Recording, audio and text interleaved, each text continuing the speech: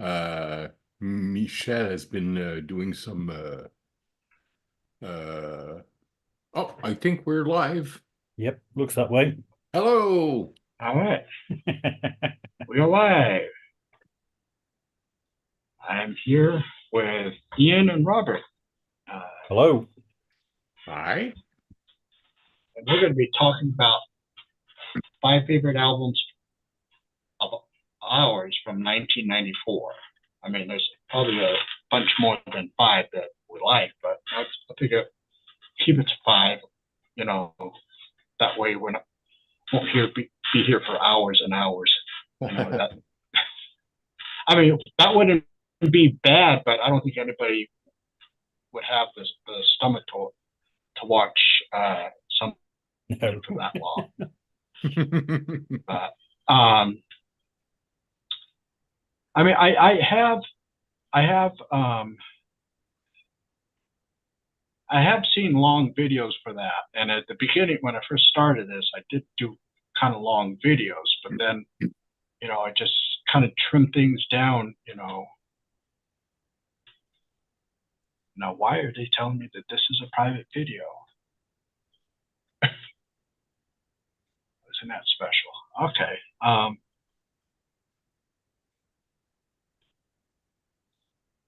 Well, let me just wait just a second and see if this thing clears up because it's telling me it's a private video.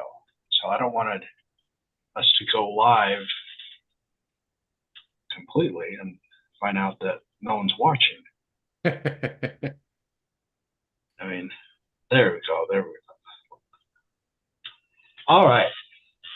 We got that cleared up. Sorry about that, folks out there. So we're going to talk about our five favorite albums from 1994, and I'm going to let Ian start off Okay, I'm going to because he say always has the fun ones. 94 was one of those years where I didn't have a huge amount to choose from. I don't have a very large collection out of 94, but there are some very good albums out there. So I managed to pick five, and the no particular order. First one I'm going to go with is Fripp and Sylvan Damage. So this is David Sylvian and Robert Fripp. Really kind of like a King Crimson, not King Crimson band. It's also got Trey Gunn and Pat Mastelotto playing on it. They came together to record some music when they realized they had shared interests and then went on a tour. The Damage album is a live release of that tour. It's pretty much in a Sylvian songwriting style, but with a Crimson edge to it. 20 Nice. minutes of music, cracking good, Fripp all over it. Good solid Right. live album. My first choice for today. King Crimson, Yeah, I not remember that Crimson, one. Sylvan at Damage. Hmm, interesting. Great lineup. It's a very good lineup on it. Yeah. Yeah. Only guy I don't know on it is I David Rook, who plays Infinity guitar, whatever that is. yeah. Yeah, I remember I didn't have the live one, but I had their studio one. First Day. First Yeah, Day is first the day. I had studio that. album that the live album's taken from. Yeah. That was released the year before, I think. Okay. Right, right. All right, it's up to you. Now your turn, Robert. Okay. Well, uh, first off, it's hard to imagine that all of the music we're talking about is now 30 years old. Yeah.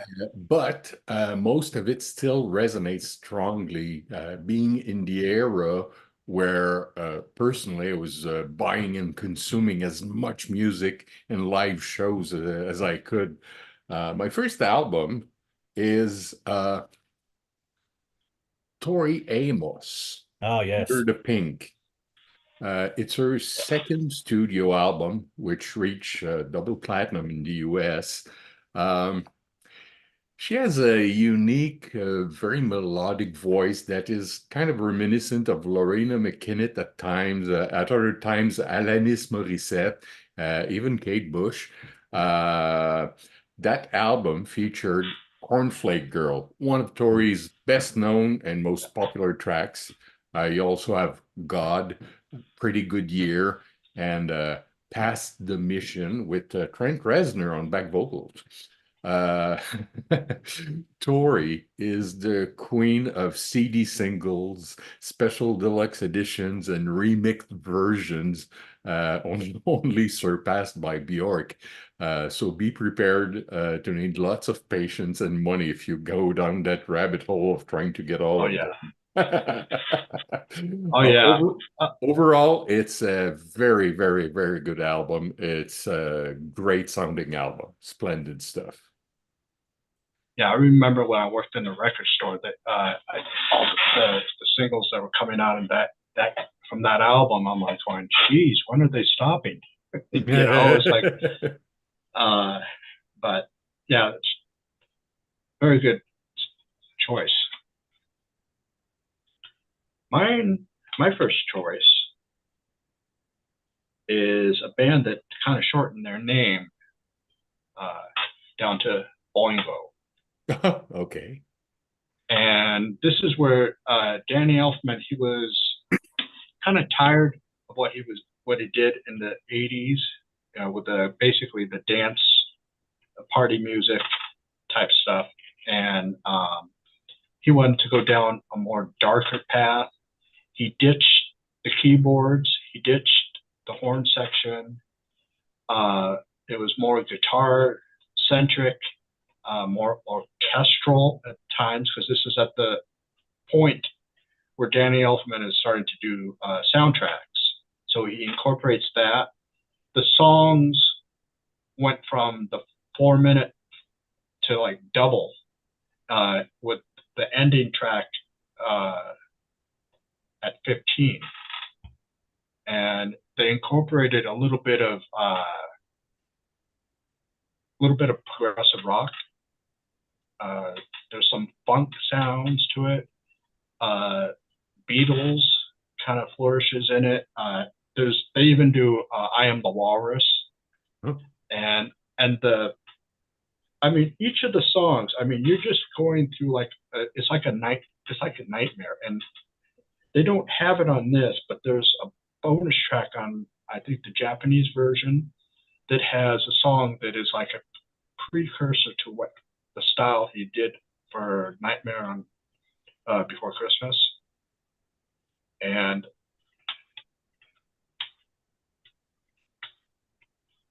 yeah, so it's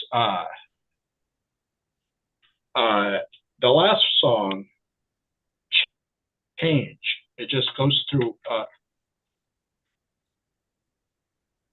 it just goes through so many change, and it's like the first song, Insanity. I mean, has a little mention of Dan Quayle. Just saying, a million years of evolution, and all we get is Danny Quayle. So it's really worth it to check it out because it's totally different, and it was their last album before their big final tour the following year. He's kind of touching upon it in his solo stuff now, but it's so different. I think he likes to leave the past in the past. He says it's done. I need to go forward and do something new. So it says it's Oingo Boingo, but it just has Boingo on it. And they dropped it's funny. It's like the very first name was a very long name. It was called the Mystic Knights of the Oingo Boingo. Mm-hmm. And then they just dropped it to Oingo Boingo, and then down to Boingo. So, but it's a good one to check out. I just thought it was just the most unique album for them, and it was just an oddball album. So that's my first choice. Cool. Okay, second choice, I'm going with 5UU's Hunger's Teeth. Ooh. 5UU's is essentially Dave Kerman's solo band. He's a Californian-based drummer, now lives in Switzerland, but that's where he came from originally. been a member of the bands Present, Aranis, Thinking Plague. So he's heavily involved in all of the avant rock scene. 5UUs were one of the, I would say, one of the primary American avant rock bands of the 90s. And this is, I think, the third of their albums they released. Also has Bob Drake of Thinking Plague on the album. It's edgy, it's dissonant, it's fairly noisy. It's probably my favorite of the 5UU's albums that he's released. It's what I would consider their best release, but all of their stuff is pretty interesting. So yeah, if you're into that whole Thinking Plague type of and Universe Zero Present type of sound, he's coming from that kind of area. The band was formed basically inspired from that European rock and opposition movement that was going on ahead of that, is what inspired Dave to create this band. Cool. Sounds good. Excellent. All right. All right. My next album, my second album is Live, Throwing Copper. It's the third release of that band from Pennsylvania, spearheaded by Ed Kowalczyk, whatever. Throwing Copper is their peak album. Literally, that's the top of the top of their discography. It just sounds great. It's well recorded, well produced, 8 times platinum in the US. On this album, you find one of the band's most recognized tracks, Selling the Drama, which still plays often on the radio. Also, there's Lightning Crashes, I Alone, All Over You. It's a really great set of tracks and an album that sounds great from beginning to end.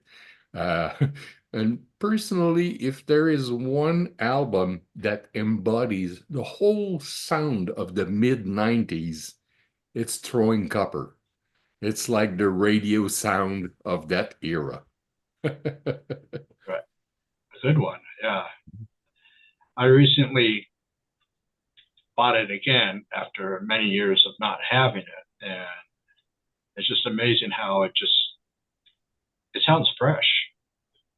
It does.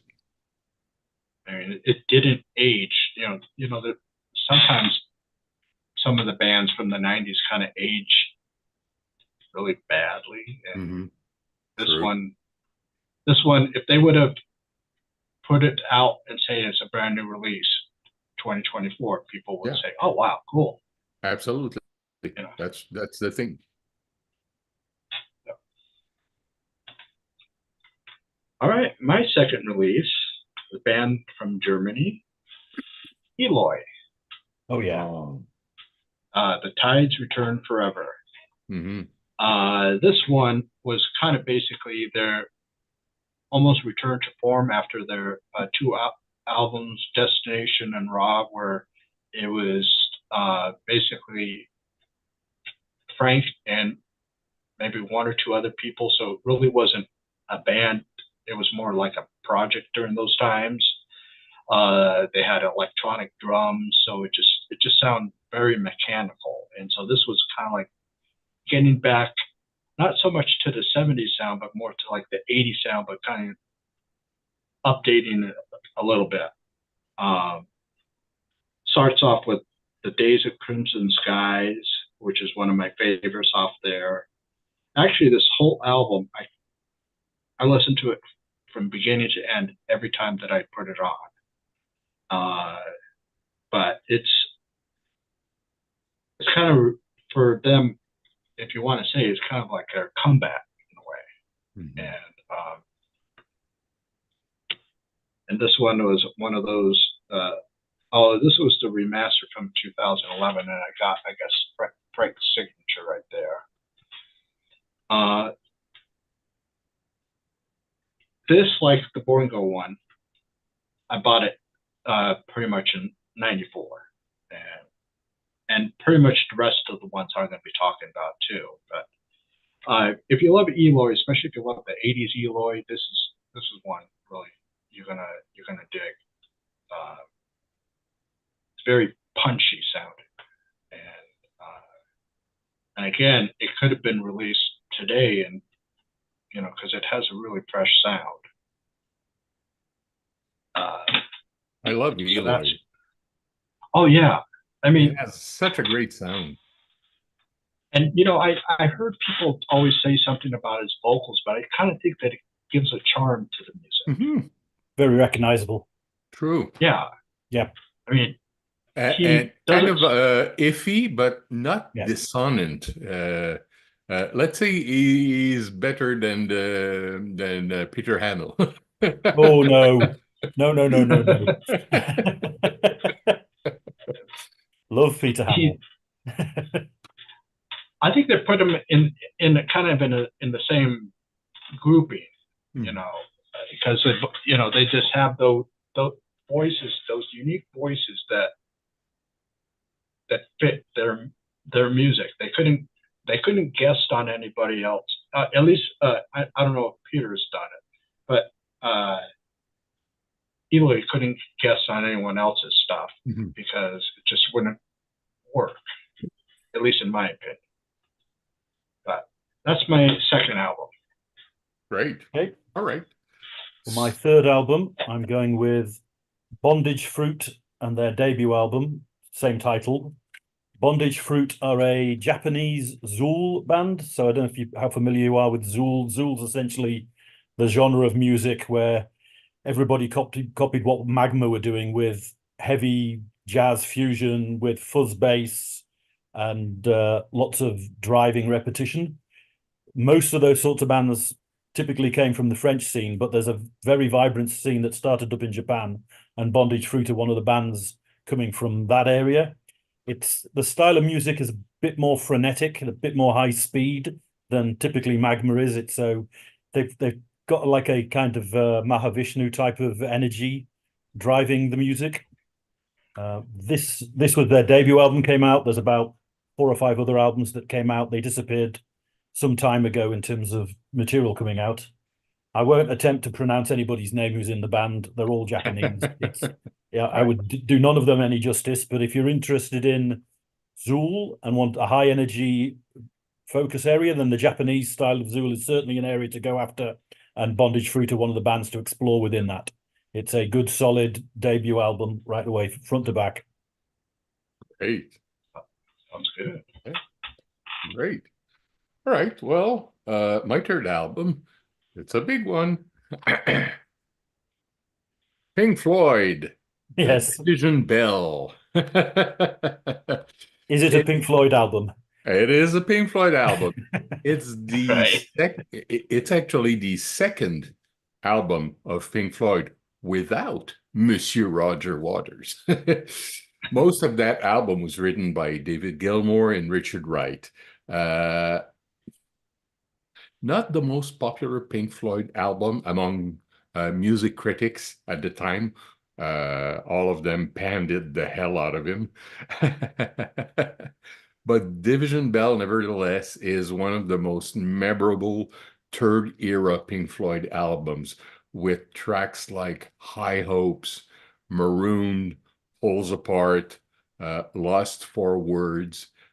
You can notice the vast difference in writing style between Gilmour and Waters,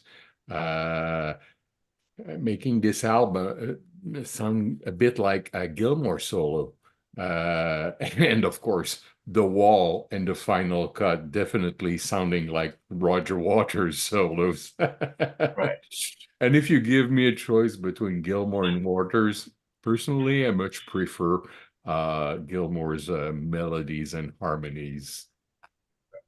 So that's my I third. don't think I was always of the opinion you couldn't have Floyd without both of them. To me, neither the final cut nor the post Waters albums really work as Floyd albums.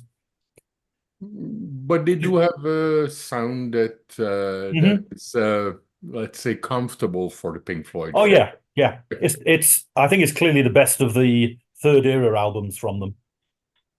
Yeah. Definitely. Well, that's a good one. Yep. I remember when that came out and I saw it in the store, I was like, going, "Oh, cool! Pink Floyd has a new album. I'll have to go and check this one out." And I blind bought it, and I was happy with it. After I bought it, I saw I think they had a video for High Hopes, Mm-hmm.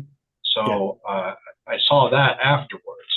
I was like, going, "Okay, cool. I did a good purchase here." In the early to mid '90s, I was doing a lot of blind buying, and I think I had like a 50-50 hit or miss ratio, and the miss always was like to fund to go and find better stuff. My third one was about around the beginnings of the big explosion of Scandinavian prog in the early '90s, and one of the very first ones that I got into was Parlin Project, Gothic Impressions. This has half of Engelgard on it. Okay. It has Ronny Stolt is on one song, acoustic guitar, but it's very much you can tell that it's a very ELP inspired sound because Parlin is like a big organ player, and the two songs that I have there's Green Meadowlands, which is the first song on it that is in English vocals, and then they have the big monster Cathedral, which is about a 20-minute song, and this is you can tell that he's inspired by Keith Emerson because this is just such a grand thing. It's like the church organs, everything just going off on all cylinders. And this was I was reading that a lot of people are saying that this is not the best of his work, but it's the first one that I got into, and it has again, I bought this from what's his name, Greg Walker, at one of the Progfest '94. Bought this there, and he said, "Oh, you're gonna like this." He said, "You like this? You like Engelgard?" And I said, "Yeah." He said, "Okay, you got to buy this." And so I bought it. I love it. At times it feels a little dated, but other times it feels really good. I mean, I got to it's worth investigate it. that one. I'm not Yeah. familiar with that I'm not band. familiar with it at all. Yeah. Yeah. Need to go check it out. Mm-hmm. Yeah, it's really good. I mean, it's one in my collection that is kind of lesser known. I mean, he had played Near Fest. I don't remember what year he played Near Fest, but he played Near Fest. I think in the early 2000s. But it's a good one. Mm-hmm. Cool. That's my number 3. Good. My number 4 is going to remain in the Avant camp. U-Totem, Strange Attractor. U-Totem is the second appearance of Dave Kerman on this list. It's a combination of two Californian avant rock bands, 5UUs and Motor Totemist Guild. They got together to release a couple of albums in the early '90s. This is the second of those two albums. The main guy from Motor Totemist Guild is James Grigsby, who's a guitarist, bass player. He writes a lot of the material involved here. Dave Kerman's involved in a lot of the material on this. They basically fused those two bands together with other members of the avant scene around the Californian area. Two very good albums that came out if you're into that edgy. It's a bit more song based than the 5UU's album that I talked before was. So it's It's a bit more lyrical involvement, but yeah, it's again modern 90s avant rock in America. There wasn't pretty many other bands around who were in the same sort of area of expertise as these guys were. This is where the scene was. Totem. Great. Lovely stuff. That's a good one. Yeah, sounds good. All right. Well, my fourth album is not from a band. It's a compilation. It's the Pulp Fiction soundtrack. There you go. Yeah.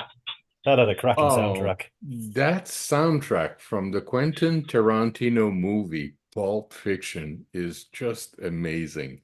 It's definitely Quentin's best compilation of pop culture music from one of his best movies. And honestly, personally, one of the coolest soundtracks of all times. Uh, it features, among others, Missy Lou, Jungle Boogie, Son of a Preacher Man, Girl, You'll Be a Woman Soon, Let's Stay Together. It also has some of the more memorable dialogue excerpts of the movie by Samuel L. Jackson and John Oh Travolta, yeah. Bruce Willis, Uma Thurman, Tim Roth, and Amanda Plummer. It's just the perfect soundtrack. I love it. Yeah,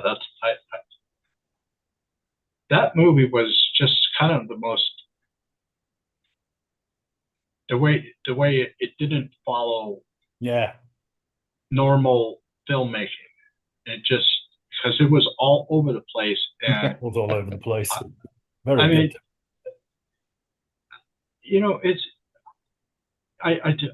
when people say, "Oh, I can't get into that," and I go, "Well, look at it this way: don't think, you don't tell people when you talk to them what happened at the beginning of the day. You tell what the first thing comes to your mind. Then you go, oh, and by the way, that it was because of this, and then you go forward and you go back. You don't go in a straight line. You're just like all over the place, you know. And so this movie was just basically copying how we think. Yeah, It's just that we're absolutely. Just a bunch of vignettes all stuck together, and they yeah kind of all mesh together at the very end. yeah. All right. My Ron? fourth one. My fourth one. Yes, sir. I mentioned his name, Ronnie Stolt, the Flower King, Yes, the sir. one that began it all. Yes. This was my introduction to Ronnie Stolt. I bought it in '94, and I was just so amazed. I mean, it was so melodic, so epic sounding, and when I found out that he was putting out when the next one came, the debut Flower Kings, I was like going, wait a second, he just did something called the Flower King. Now it's Flower King. So, and it was just became the band, and I mean, it has the title track Flower King, uh, the big one Humanaz. Umanazimo. Yes, it has that one, the epic Well one. done, Bob. Yeah. And just about every track on here is just essential. You know, if you like the Flower Kings, this is this one is essential. I'm kind of amazed that,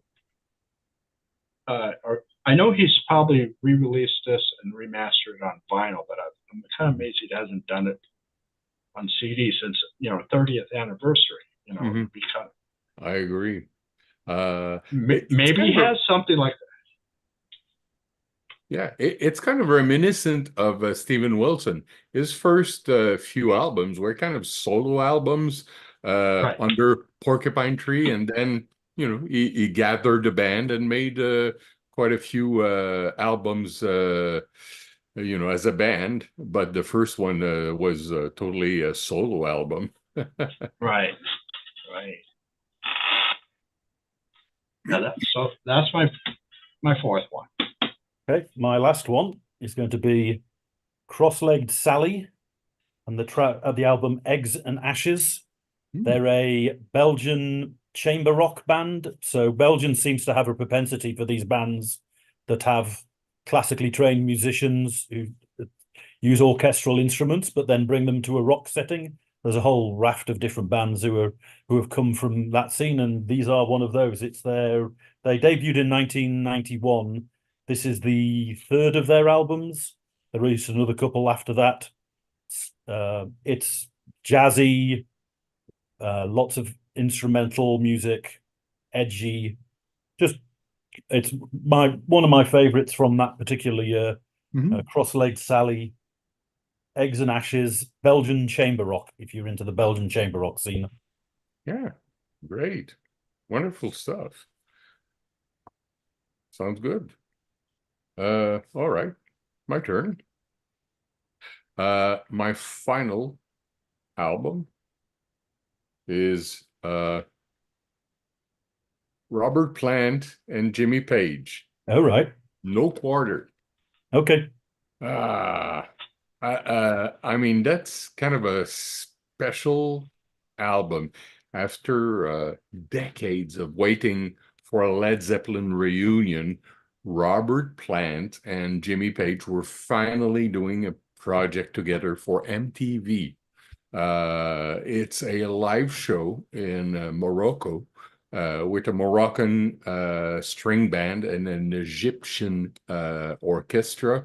And they reworked some of the Led Zepp classic and a couple of Middle Eastern influenced new tracks on other songs were recorded in Wales and they were accompanied by the London Metropolitan Orchestra.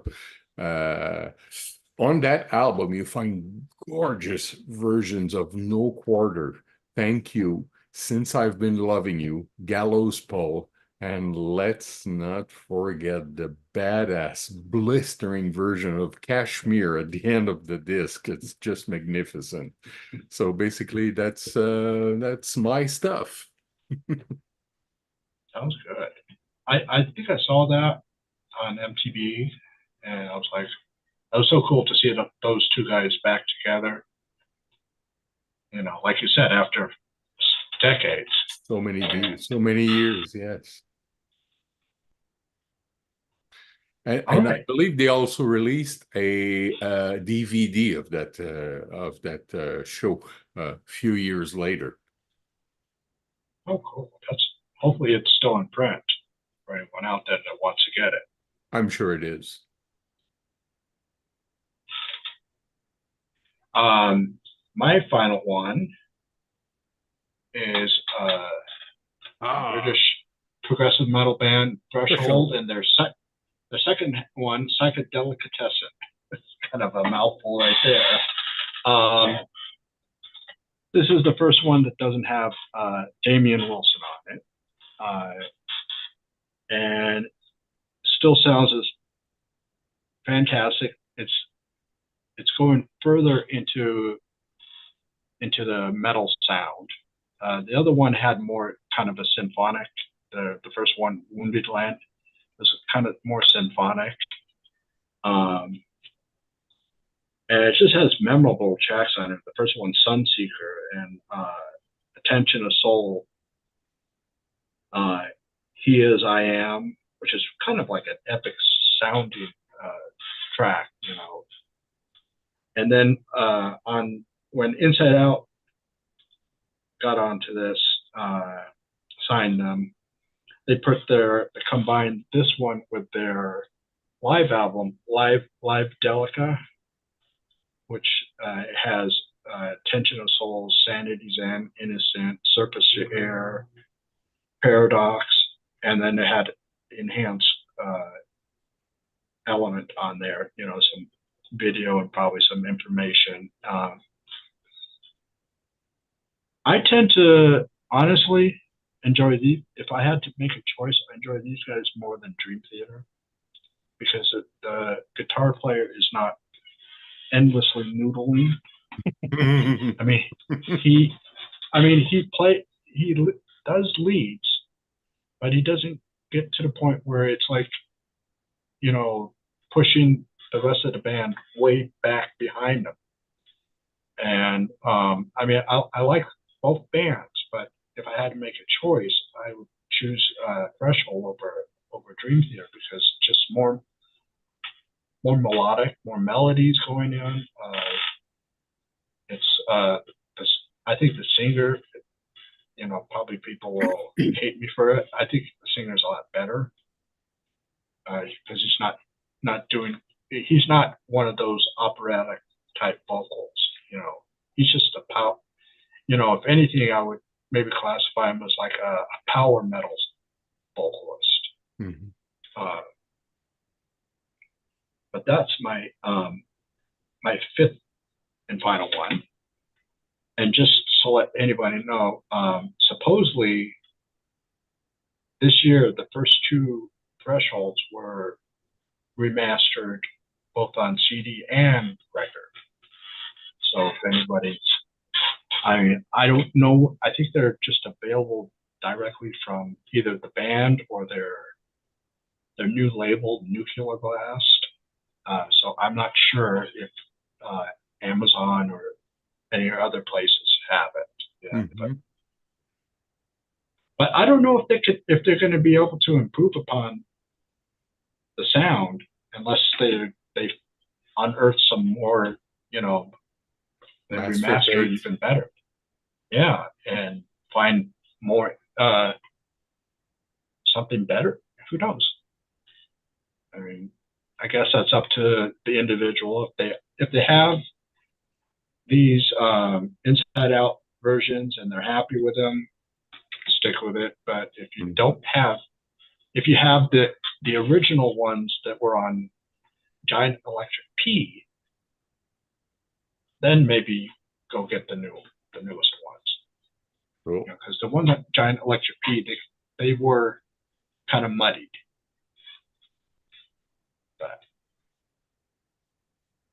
so that's 1994 in a very small nutshell. There's so much more I could. I'm sure you guys had a bigger Yeah, I list had like 4 or 5 backups lined up just in case. Yeah, it is like it's just so amazing that that year it's like a really really good music came out. Yep. The early part of the '90s it had some good stuff, but I think it just started really getting good by about 93, 94, and then it kind of slumped down again in late '90s, and then I'm not sure where it is now. I mean, in our music, I think it's the stuff has been music has been put out. More music has been put out now more than it has in decades. And The stuff as you I'm said, interested in, it's very good now. The music coming out these days, there's loads of very interesting bands out there these days. Oh yeah, exactly. Yeah, particularly in the jazz and the avant rock area. Yeah, and so much. Tons of it, masses of it. And in the 1994, there were two kind of musical style. Music that age very well and sounds, as you mentioned, as fresh as today. And there's other music that kind of age didn't age very well and rather sounds dated. Yeah. So, basically, it was kind of a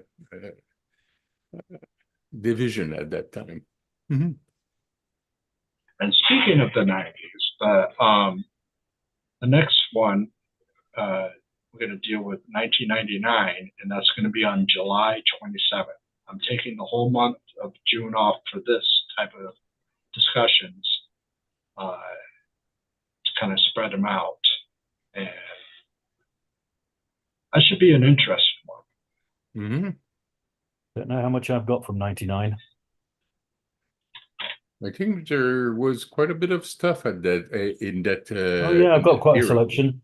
Yeah, I've got a few choices there already. Yeah, very good. Excellent. Well, we'll be there and we'll have fun with that too. Yeah. All right. Well, thank you guys for joining me again. It's been a pleasure. See you next And I'll time. talk. Always. See you next time. All Cheers. right. Fantastic. Have a great day, everyone. Bye-bye. All right. Bye. All right. Like I said, July 27th, 3 p.m. Eastern, we're going to talk about our 5 favorite albums from 1999. So stay tuned for that. And in June, I got some good guests coming. June 8th, I have Palace. Finally, I've been working on getting them for a while. And then on the 15th, I'm going to be doing a new segment. It's going to be called like a mid-year recap of stuff that I bought from, half of the year. And then I have on the 29th, it's a new band called Age of Distraction. And this is the singer from the Ghost of the Machine. So that's what I got coming up for everybody. And July 13th, I got Oceans of Night, really good progressive metal band. Check out. So thank you again for watching, and we'll see you